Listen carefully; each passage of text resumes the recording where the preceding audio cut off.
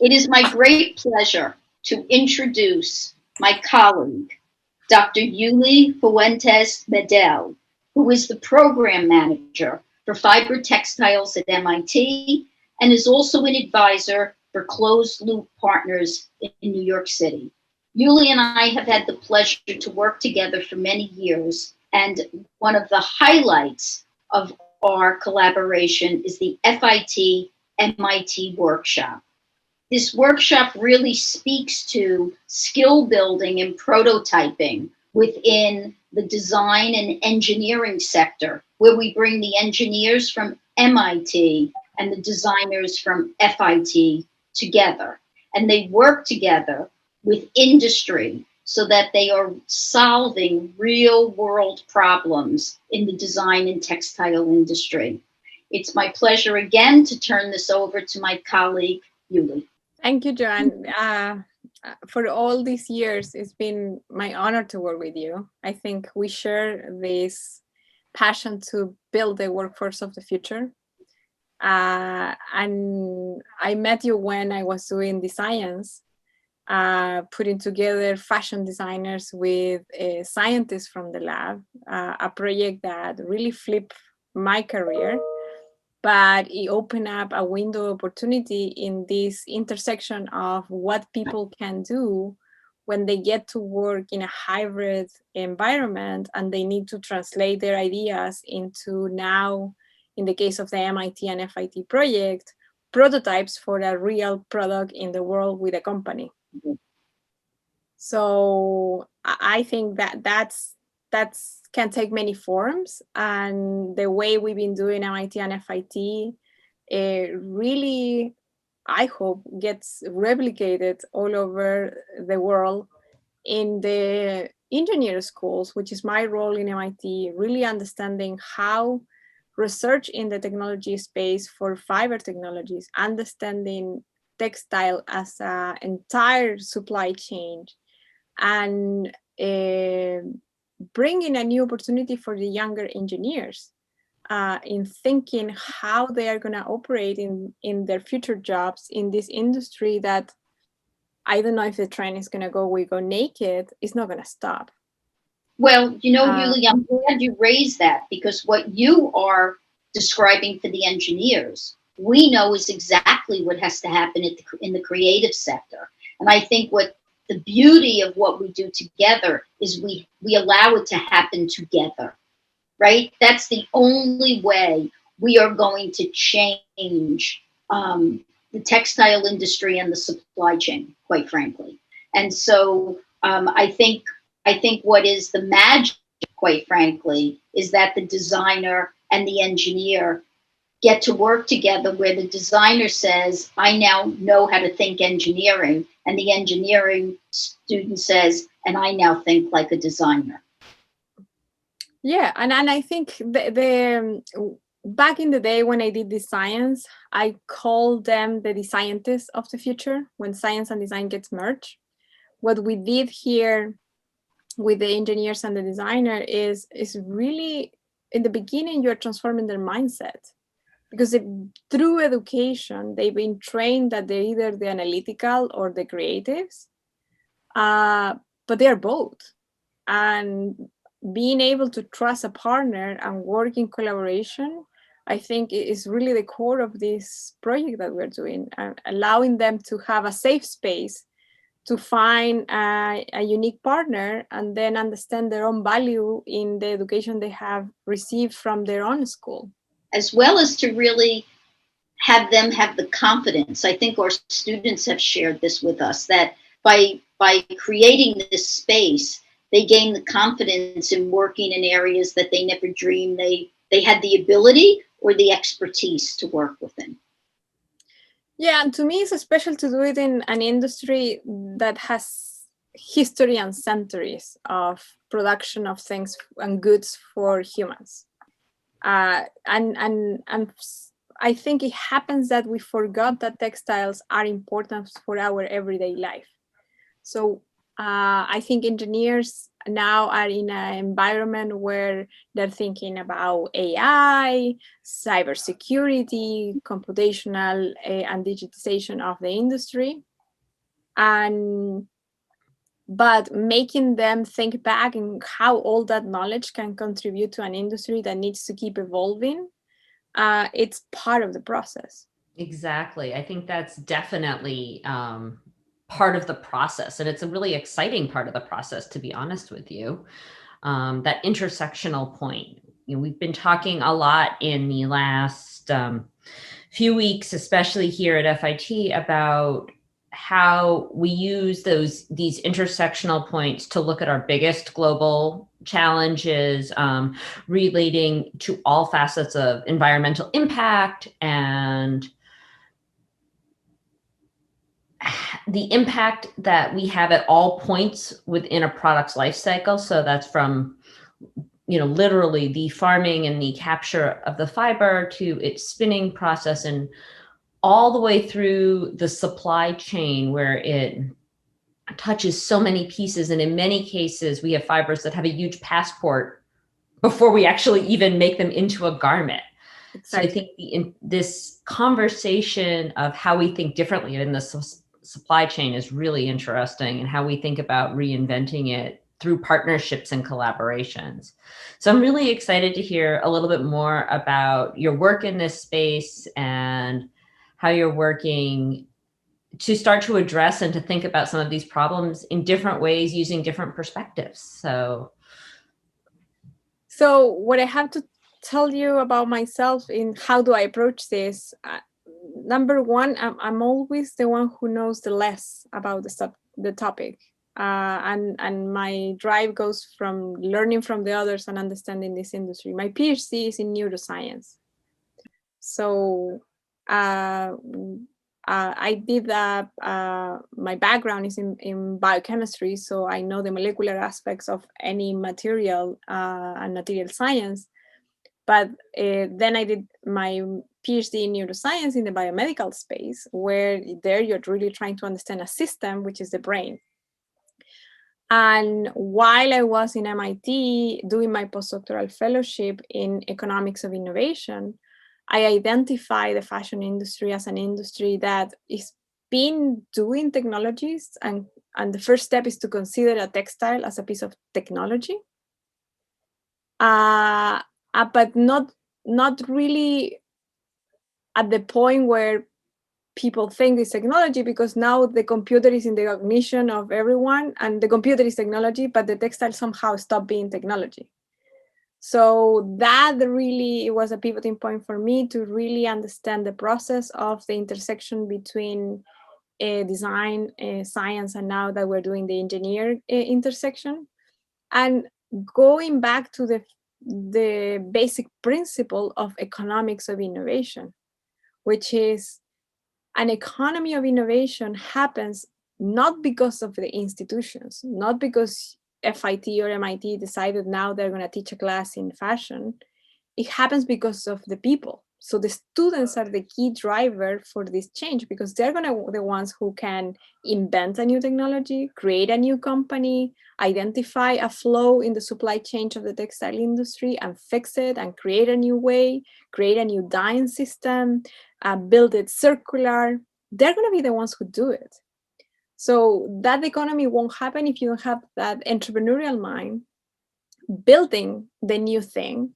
But if you don't make them aware of it and you don't make excitement about the topic, of course it's not going to happen. So that's been mostly my work and why I do this. I think that's excellent. And in that bit, can you talk a little bit about some of the inspirations of your work and some of your partners? So things like maybe biomimicry, your partners who really stem no pun intended in this conversation, but STEM disciplines that are across all of the sciences and the engineering, but also in very different fields within the design industries as well. Yeah, so when I invented the science, we were agnostic of what type of science will interact with a fashion designer.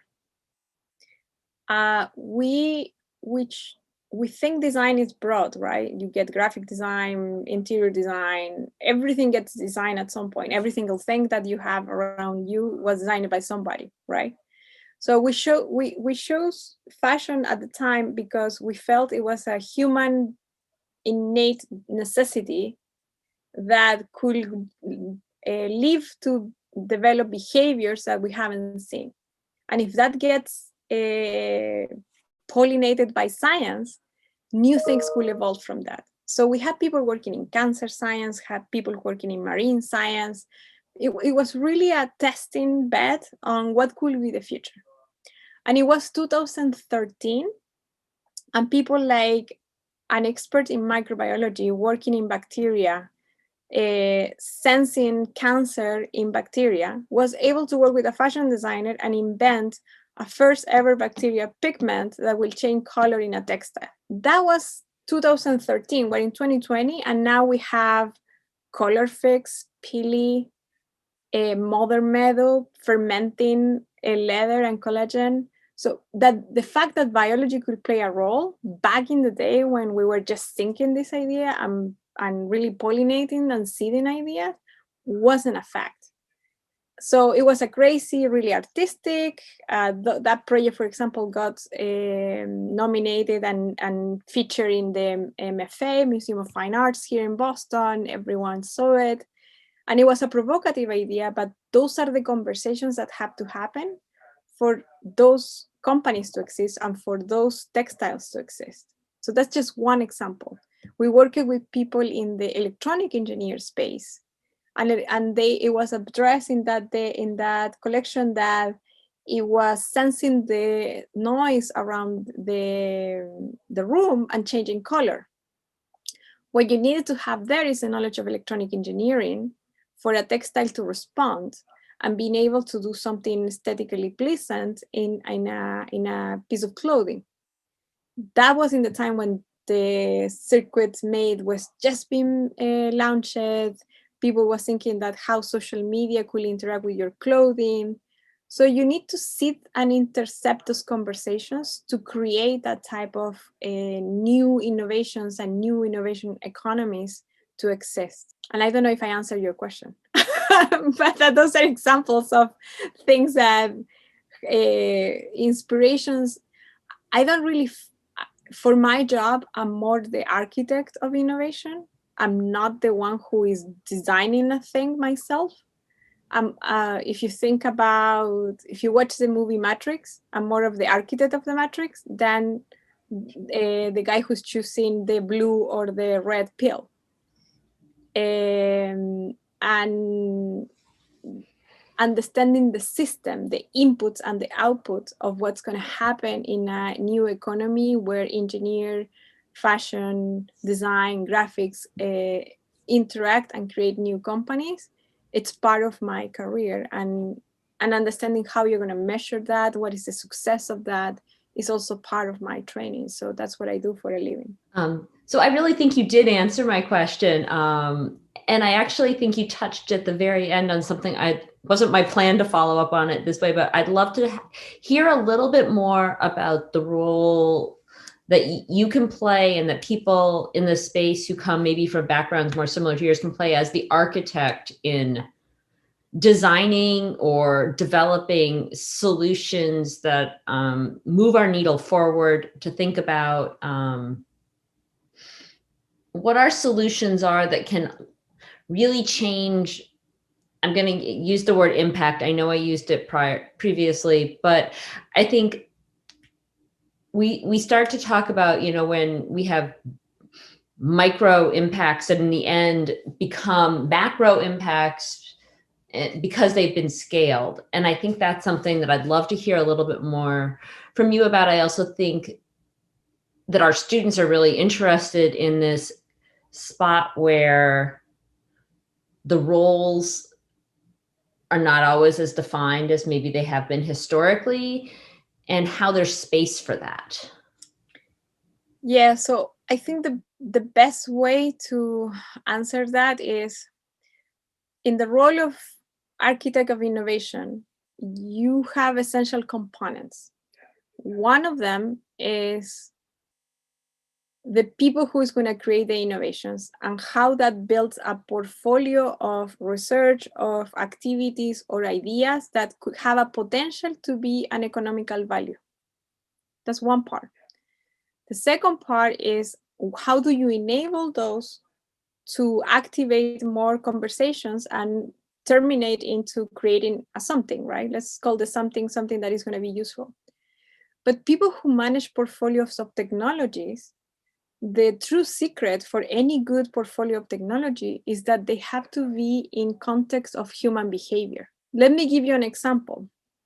The iPhone was invented for us to communicate as a phone, but it has so many other aspects of our everyday life of a human that now is something we can imagine not living without.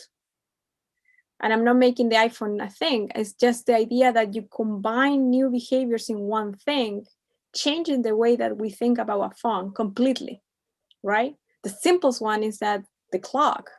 Men used to have the clock in their pocket, and the movement of this was watching for time. Now we just get to do that in a phone. So when you're thinking what is going to happen to human behavior in the future, and you invent technologies that enable that positive behavior, you are managing and architecting a good economy of innovation. As an architect of innovation, you also have the responsibility to understand what is going to be also good for humans and the planet. And that's the role I play in my advisory role, for example, for the firm Closed Loop Partners. They are the ones who are investing heavily in assets on circular economy and how that could be an important play on how are we going to be living our next 100 years in planet Earth, right? So when you bet technologies to be part of innovation, you're thinking, what is going to be the impact of human behavior, how society is going to benefit out of that, and what are the type of products that need to be designed in order to accomplish that futuristic role, right? And back into the people who design those, which is closing the loop of the conversation of mixing engineer design, the biggest role here is to make these young minds to understand that what they can create can change the world.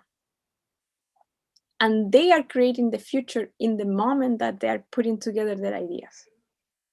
And we are living a world in 2020 that was invented 30 years ago by people who was just imagining the future. So we are consequence of that, and we are building consequence too. I think that's a really interesting point to think about circular economy, planetary boundaries, how we address planetary boundaries in connection with true kind of economic and impacts that truly impact our whole society, not just here in the US, but internationally and globally in that space. But I love this conversation and thought regarding how students who are working today and collaborating are really putting ideas and concepts and blocks into motion that will shape our future. I think, your point is incredibly valid. I worked early in my career on things that related to flexible displays. And the reality is that work in flexible displays is what sits in your iPhone and on many of our touch screens today. But at the time I did it, it was, can we understand how we're passing energy, what color, what happens if we make a connection? Can we build a lattice that supports any of this? The goal wasn't necessarily to think about it in terms of what its real end product would be, and also to think about what that end product's impact might have on our society and on our environment. So I think when we think about this conversation now today and how the work that we're seeing great things come out of in collaborative natures, the FIT-MIT partnership is just one of I mean, you and I could go around and find a number of other partnerships that are interdisciplinary collaborations that are working on this. But how do we work to the point where even scientists, when they think about creating something that might be a flexible display, they're actually thinking in the end about what the true environmental impact or impact on our society could be? So there is a paper about sustainability that is a historical record on for how long we've been talking about the environmental impact. United States has EPA. Europe has all these regulatory units that I think today the world has put environment regulation as the punishment incentive, not as the incentive of why to do it. And missing out the huge economical opportunity in building in synchrony with the environment. And one of the key points there is the end of use of products and thinking, how are we preparing our students in thinking in the whole life cycle of a product? I mean, that's a basic 101 class that I always think that every single person in any career should have. Just the fact that you get to understand how your clothing was made. It's a surprise to people. It's something we don't reveal. It's kind of, if you go to the opera and you reveal the curtain, and then behind the scene, the opera player has many people working around to make that magical moment of singing a unique experience, right? So the other one, I have had the pleasure to support some schools around the country and review some curriculums. And it's interesting because they call it the Master of Science and Merchandising. And I have to question, okay, what is your science in your curriculum? I mean, are you teaching Physics 101 and understanding color as a wavelength, right? So we assume things as a fact, and that's also the structure that education was built in. If you go back into the history of innovation, the departments of universities were invented to silo ideas. And now we are forced to think, no, this is a system, it's way more complex, it's not one silver bullet solution, and we need to all to talk again together. So literally, we're building again a new language of collaboration and co-creation that need to exist because we live in a complex world. I mean, what happened in the middle of Brazil or Colombia will impact what's happening in the middle of Texas, no matter what. We are a system, and if we don't think in system thinking, it's really hard to build a future. I think you touch on some really interesting points. I'm going to change our view here so that we can have a little bit more dialogue about this one here. So I think thinking about curriculum and programmatic structures to me becomes a really interesting conversation in how we're changing the whole system. Right.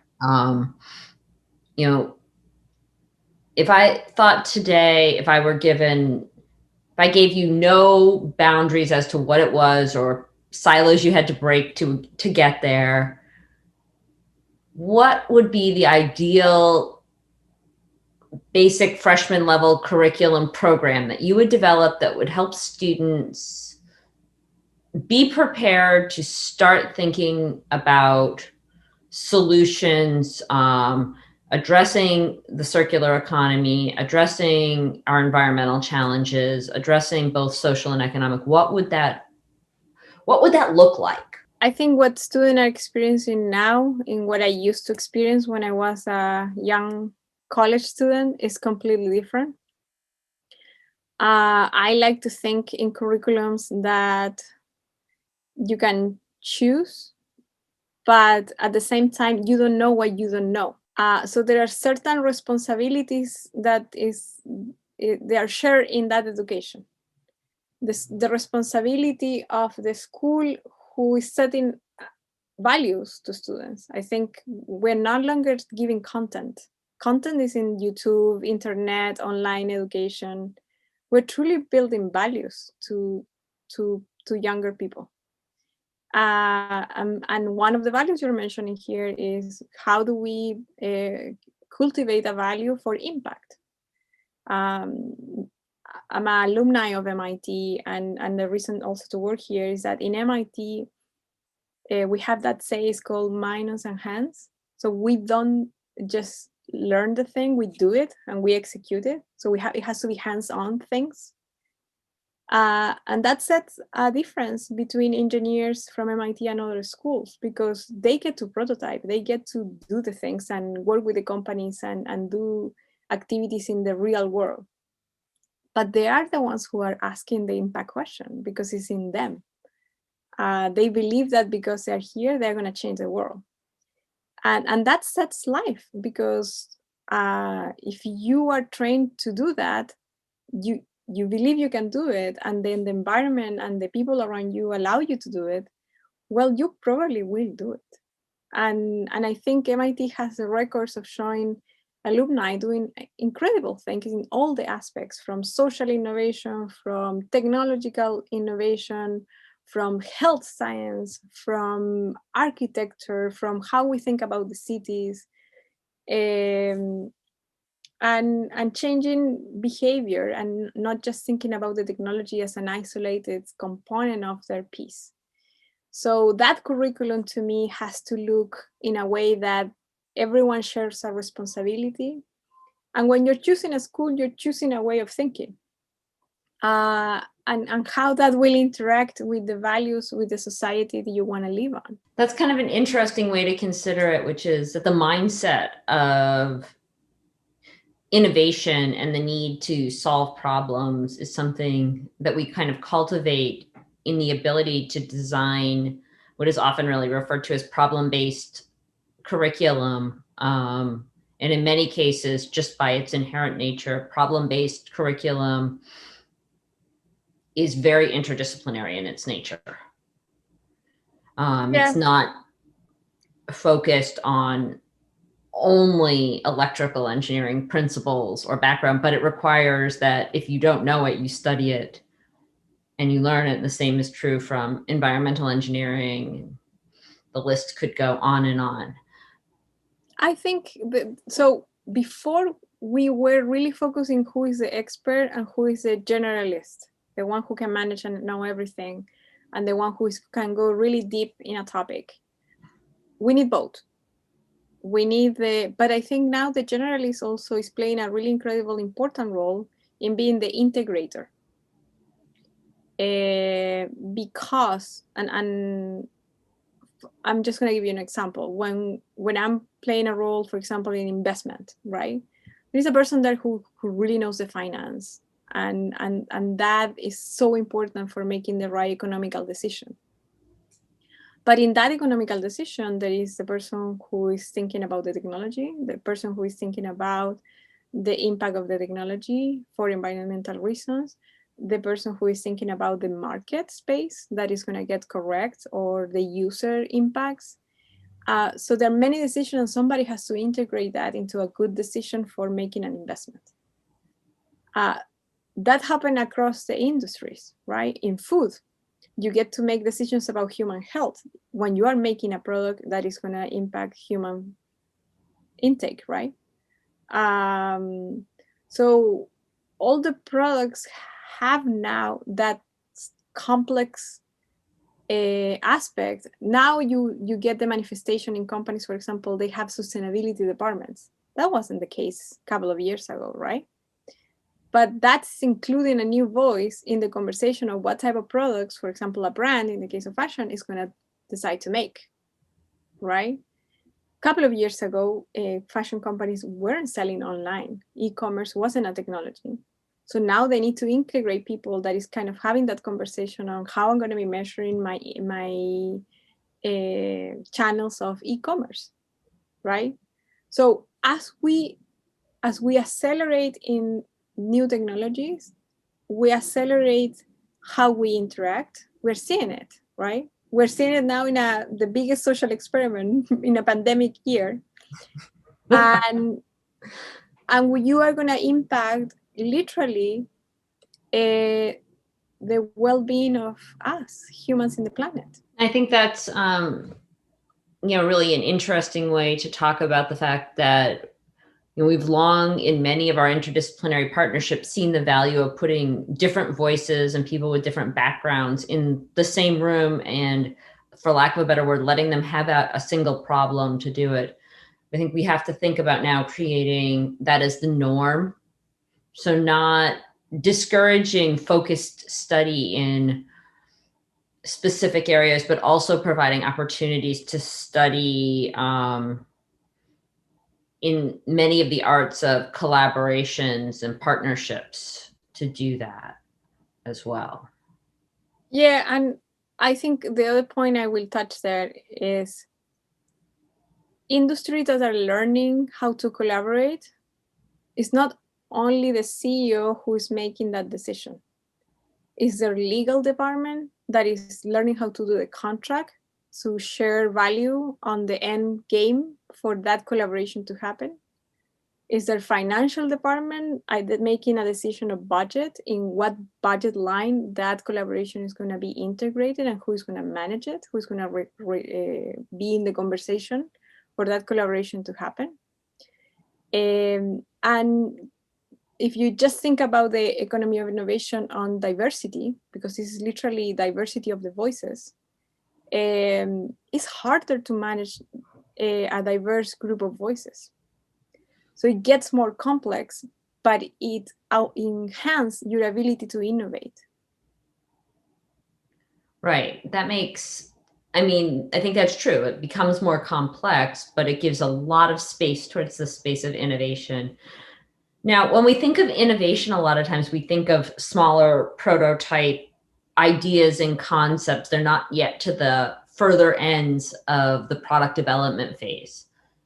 So how do we help bridge some of the really exciting innovations we see here that are really utilizing new materials? They're using materials that are more they're more biologically active, that maybe they're made from algae.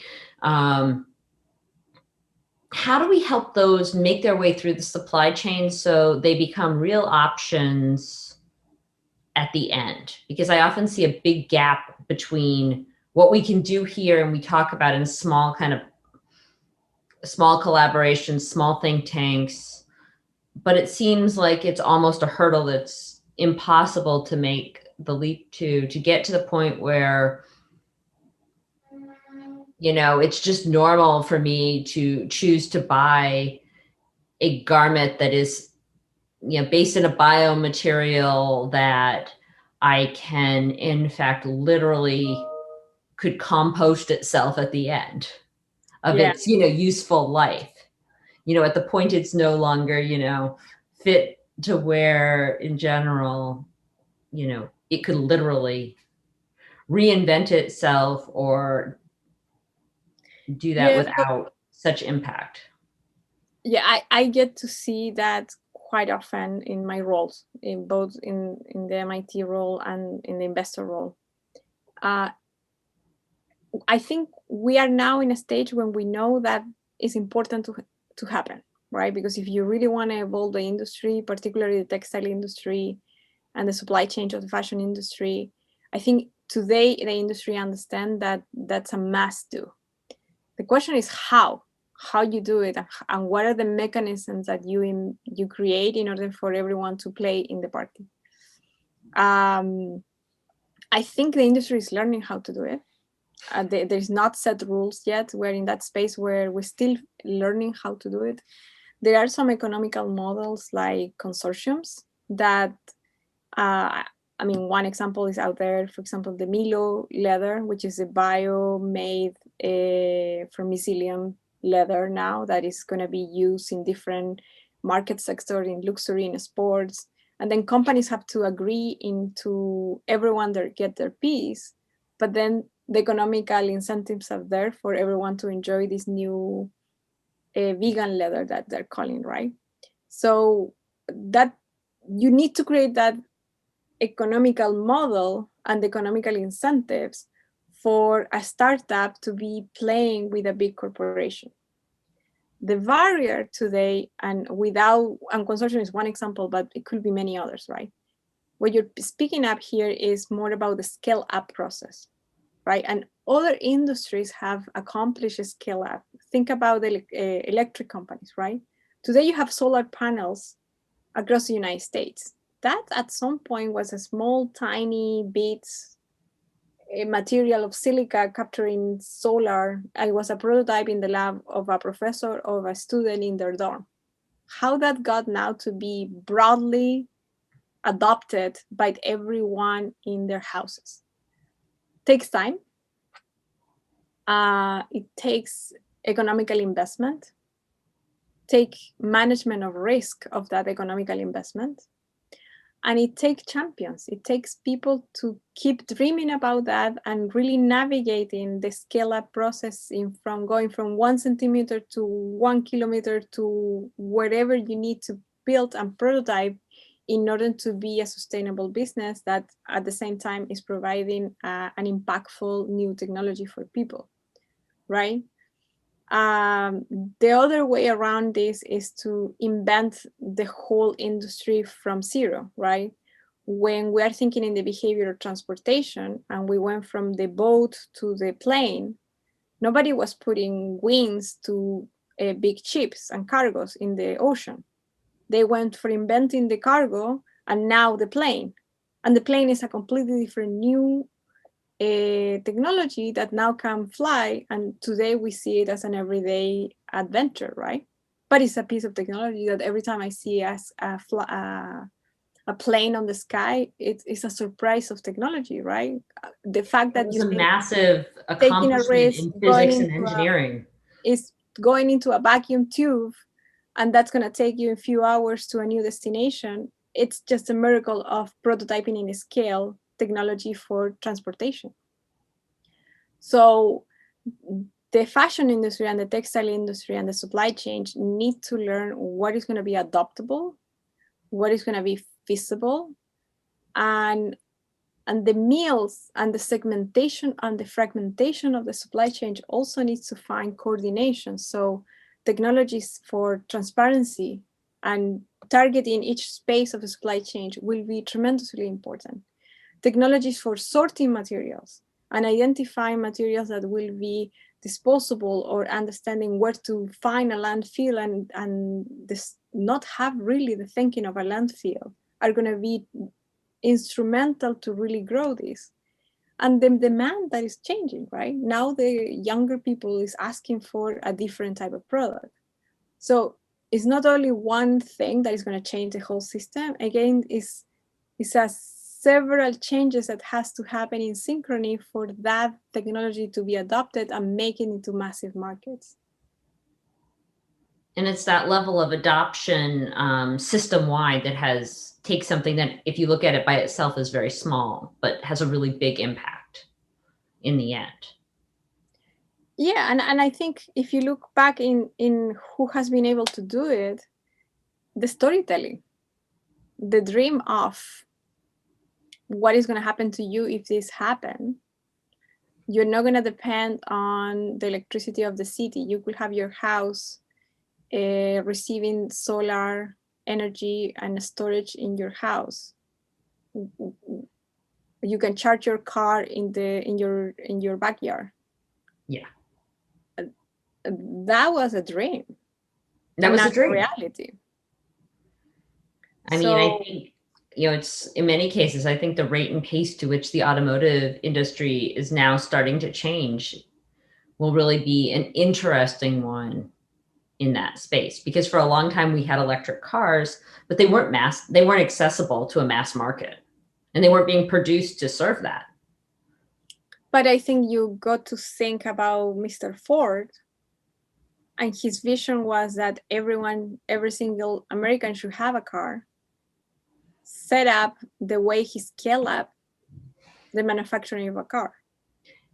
Exactly. And now you're seeing these big companies with that vision, that idea that everybody should have a car and have access to a car, making the commitment by 2030, I believe, in many cases, that they're no longer going to produce any gasoline or fossil fuel based cars, which. And that was started by Tesla thinking, how do we change the transportation system to a fully renewable system, right? Well, and I think Tesla's different than, say, Toyota, because Toyota made the Prius and they did so early on with good success, but they didn't stop making the gas equivalent to it. They continued to make that, and Tesla only makes alternative. And that that's to me is in a fundamentally different model. Absolutely. So how you approach the same human behavioral change also can happen. And that's what you train students to think and learn how to do, right? And those kind of cases kind of teach them what does fit them, right? Do they want to invent the next Ford that is electric, or do they want to disrupt the capture of energy model, and by the way, build a car, build a spaceship, build something else, right? So that's what really we're in creating inception in our younger generation in how they want to think about how they build the future, because not everyone has to do it in the same way. Right. It's this idea of using disruptive design principles, but not just using them in the design of a physical object, but using them in disruptive design in big systems and big picture problems in that space.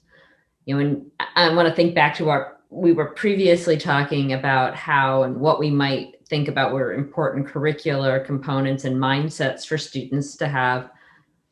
And to me, I almost come back and think, if I had the opportunity to really reinvent what I took when I was in school, there are courses that I didn't take that existed then. And then now there are courses, you know, life cycle assessment was certainly something that was not really offered when I was in school. Yeah. But, you know, it would be so valid. And, you know, as a scientist, they offered statistics, you know, for mathematicians and computer science, but it was like there was a special track for statistics, you know, chemistry, biology. Everybody seemed to have their own variation on statistics. And I almost think there's two models. One is you teach everybody these fundamental principles and what looking at a life cycle really is, or you start to actually embed it, like statistics is, in all of the disciplines without really talking about it. It's something that you're going to do in all phases, which is to study and understand life cycle, but do it from different perspectives with different foci. Yeah, and I think, so I come from Latin America background. So my background was more, at 18-year-old, you need to know what you're gonna do when you grow up.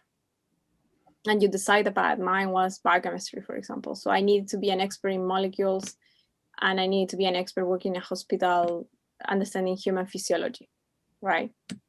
But then it turns out that I could do so many other things.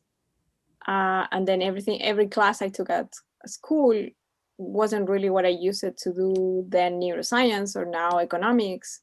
So I believe in learning by doing. And I think we are in a time where we can really do it. Because the content and information is out there. And the idea of constantly prototyping what you're building allows you to kind of, and that's why I say before is that I like to be the one who knows less in the room, because I learn from the rest and I can add value there to kind of integrate where are we really going, right? And maybe ask some really tough questions while you get your head around what they're thinking about in terms of the economics, which often provides a lot of insight into problem solving. But at this point in my career, I have learned to speak many languages: government language, academic language, corporate language, economic language, science language. So I feel blessed that I can do it. Not everyone can do it, but it's also basics human empathy, right? You want to speak from the shoes from the other and build trust and create new projects, products, relationships.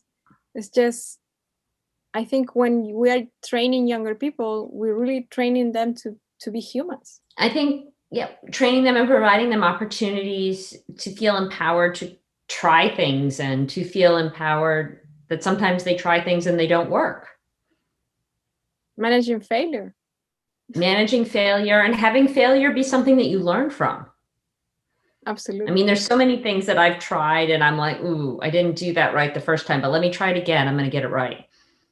Pretty sure I learned how to fix a plumbing problem in our house the other day using exactly that principle. Yeah.